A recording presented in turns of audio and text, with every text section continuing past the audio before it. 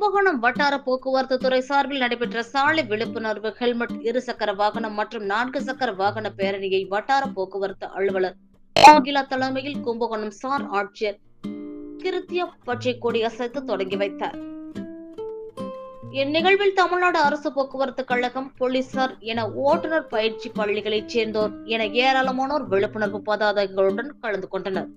ஜனவரி மாதம் முழுவதும் சாலை பாதுகாப்பு மாதமாக கடைபிடிக்கப்பட்டு தொடர்ந்து சாலை விபத்துகளை தடுப்பது குறித்த விழிப்புணர்வு நிகழ்ச்சிகள் பலவற்றை வட்டார போக்குவரத்து துறை மேற்கொண்டு வருகின்றது.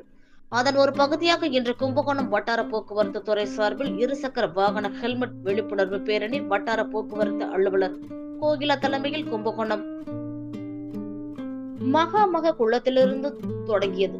இதனை கும்பகோணம் சார் ஆட்சியர் கிருத்தியா பச்சை கொடியசைத்து தொடங்கி வைத்தார். இதில் தமிழ்நாடு அரசு போக்குவரத்து கழக ஓட்டுநர் பயிற்சி பெற பழகும் கனரக பேருந்து முன் செல்ல, அதனைத் தொடர்ந்து சாலை பாதுகாப்பு குறித்த விழிப்புணர்வு பதாதைகளுடன் ஹெல்மெட் அணிந்த இருசக்கர வாகனங்கள் மற்றும் ஓட்டுநர் பயிற்சி பெற பழகும் 4 சக்கர வாகனங்கள் பேரணியும் மாநகரின் முக்கிய சாலைகள் வழியாக கும்பகோணம் ரயில் நிலையத்தை சென்றடைந்தது.